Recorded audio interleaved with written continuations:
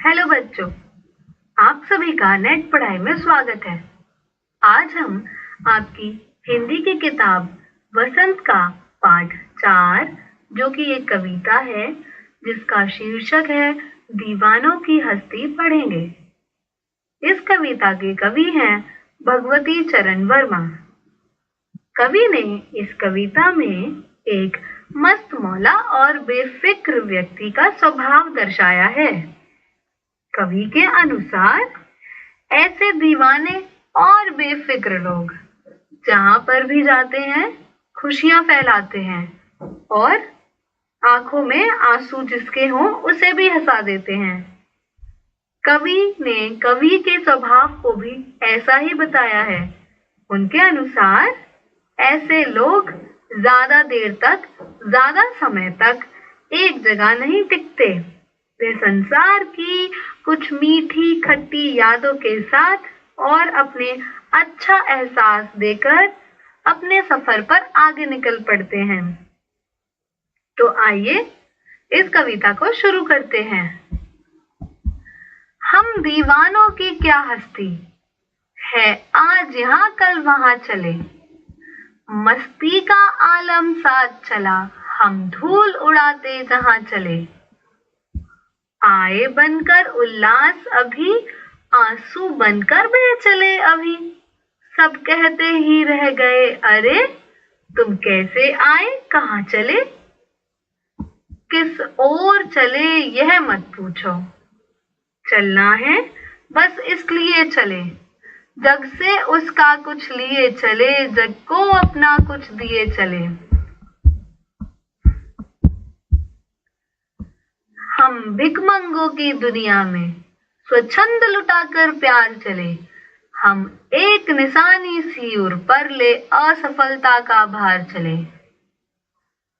अब अपना और पराया क्या, आबाद रहे रुकने वाले। हम स्वयं बंधे थे और स्वयं हम अपने बंधन तोड़ चले। तो आइए देखते हैं कवि क्या कहना चाह रहे हैं इस कविता में। हम दीवानों की क्या हस्ती है, आज यहाँ कल वहां चले। मस्ती का आलम साथ चला, हम धूल उड़ाते जहां चले। कविता की इन पंक्तियों में कवि कहते हैं कि दीवानों की कोई हस्ती नहीं होती। मतलब दीवाने यानी कि मस्त मौला और बेफिक्र लोगों की कोई हस्ती मतलब उनका कोई अस्तित्व नहीं होता।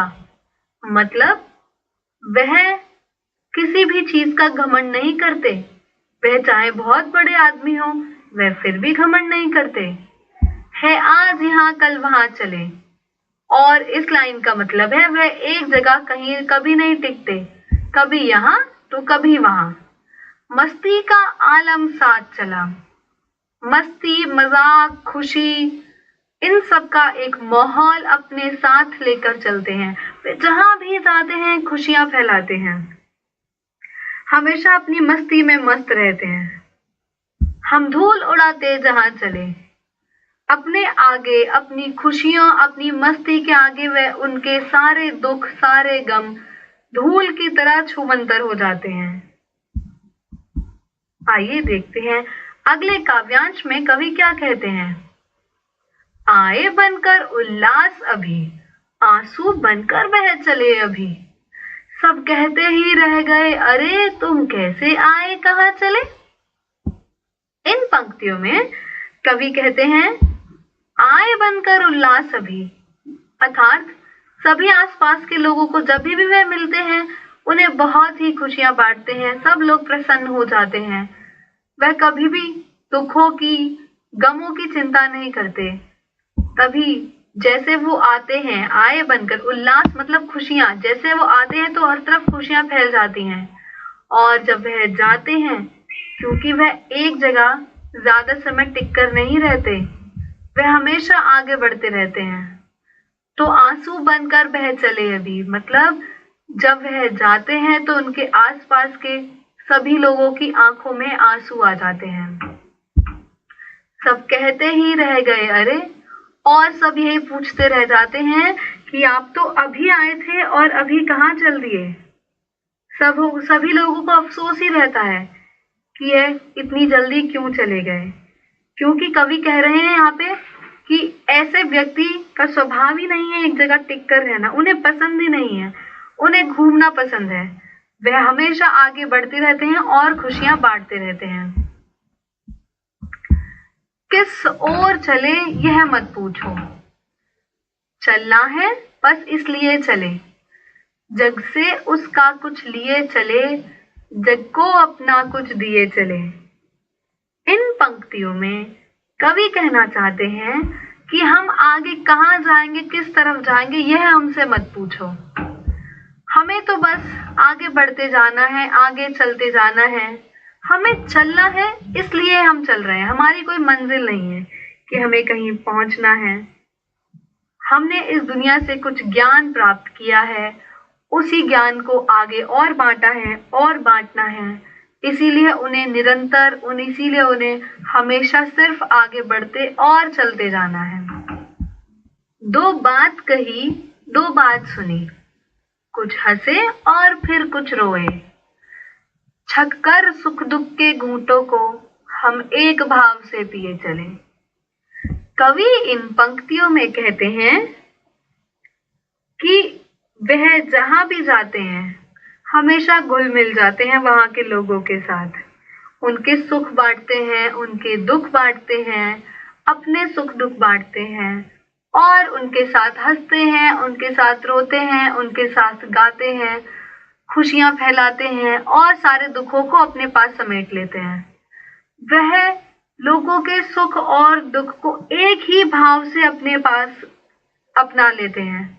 वह भेदभाव नहीं करते कि इस व्यक्ति के पास सुख है, इस व्यक्ति के पास दुख है, तो हम सुखी वाले व्यक्ति के पास जाएंगे, दुखी वाले व्यक्ति के पास नहीं जाएंगे।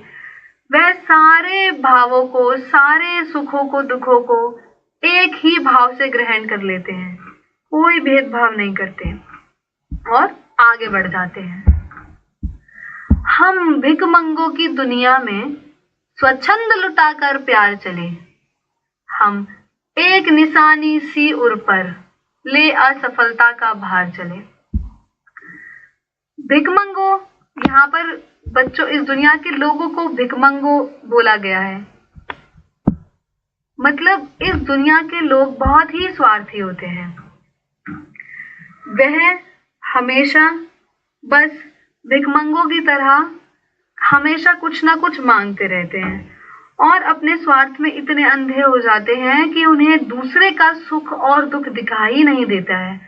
उनकी इच्छाएं बढ़ती जाती हैं, प्रेम करना, प्यार लुटाना वे इस दुनिया में भूल जाते हैं। तो कवि यही कह रहे हैं कि इस भिखमंगों की दुनिया में, यानी कि जहां पर सिर्फ लोग मांगते रहते हैं स्वार्थ से अपने, वहां पर वह स्वच्छंद मतलब खुलकर खूब सारा प्यार लुटाकर चले जा रहे हैं, वो भी बिना किसी स्वार्थ के, क्योंकि कवि स्वार्थी नहीं है, इसीलिए बिना किसी शर्त के, बिना किसी इच्छा के वह इस दुनिया पर अपना प्यार लुटाकर आगे बढ़े जा रहे हैं और उनका यह दूसरों को प्यार लुटाने का यह खूबसूरत एहसास अपने साथ लिए जा रहे हैं।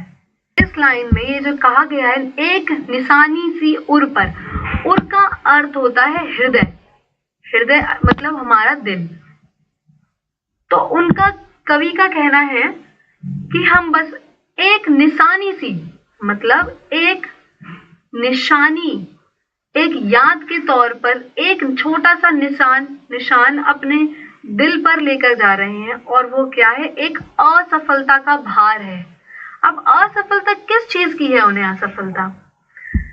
कवि ने भी कहा कि हम इस भिखमंगों के दुनिया में अपना प्यार स्वच्छंद रूप से लुटाकर चल रहे हैं, पर इस दुनिया ने उन्हें बदले में प्यार नहीं दिया, बस अपने स्वार्थ के मुताबिक प्यार लिया बस। तो इसी बात का एक गम है उनके दिल में, इसी बात की एक निशानी है उनके दिल पर, उसी बात की असफलता का भार वह अपने दिल पर लेकर आगे बढ़ जा रहे हैं।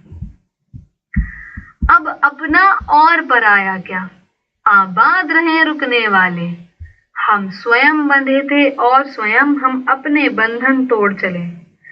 इन अंतिम पंक्तियों में कवि कहते हैं कि इस दुनिया में उनके लिए ना तो कोई अपना है और ना ही कोई पराया है।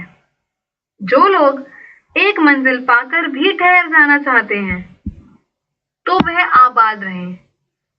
उन्हें आगे बढ़ने के लिए, आबाद रहने के लिए, सुखी रहने के लिए कवि अपना आशीर्वाद देते हैं और आगे बढ़ जाते हैं, क्योंकि कवि खुद को एक जगह बांध कर नहीं रख सकते।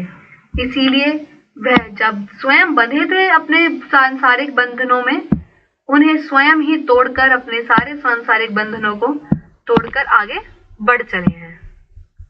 तो बच्चों, इस कविता में भगवती चरण वर्मा जी ने एक मस्त मौला और बेफिक्र व्यक्ति का जो स्वभाव दर्शाया था वह बहुत ही रोचक और बहुत ही अच्छा है। इस तरीके से हमें अपना जीवन व्यतीत करना चाहिए, निस्वार्थ भाव से इस दुनिया को अपना प्यार देना चाहिए। मैं आशा करती हूँ आप सभी को यह कविता पसंद आई होगी और आप इस कविता को अपने जीवन में उतारने की कोशिश करेंगे। इस कविता के थोड़ा सा अपने अंदर अगर हम नजरिया बदल पाए तो इस कविता को लिखने की जो कवि की सोच है वह बहुत ही, उसकी एक सफलता होगी। तो चलिए बच्चों, आगे हम प्रश्न अभ्यास की तरफ बढ़ते हैं। कविता से पहला प्रश्न, कवि ने अपने आने को उल्लास और जाने को आंसू बनकर बह जाना क्यों कहा है?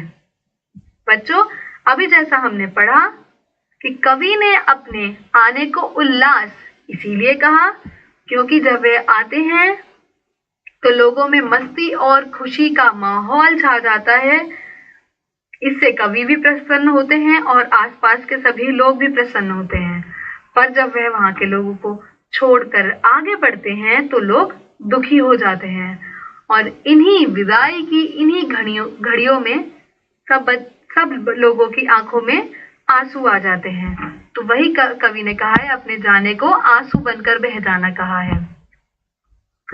प्रश्न 2, भिखमंगों की दुनिया में बेरोक प्यार लुटाने वाला कवि ऐसा क्यों कहता है कि वह अपने हृदय पर असफलता का एक निशान भार की तरह लेकर जा रहा है?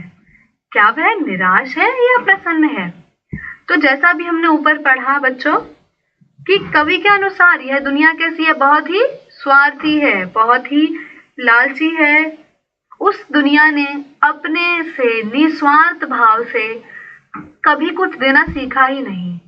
कवि ने जो अपना बेरोक प्यार स्वच्छंद रूप से लुटाया, उसके बदले भी कवि को क्या मिला?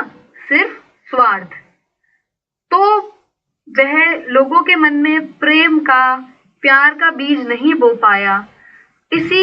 यही निराशा है कवि के मन में और इसी एक असफलता का भार वह अपने दिल पर लेकर आगे बढ़ रहे हैं। प्रश्न 3, कविता में ऐसी कौन सी बात है जो आपको सबसे अच्छी लगी? तो बच्चों, आपको अलग अलग बातें पसंद आ सकती हैं, परंतु अगर देखा जाए तो इस कविता में कवि ने जैसे अपना जीवन जीने का जो नजरिया बताया है वह बहुत ही खूबसूरत और बहुत ही अच्छा है।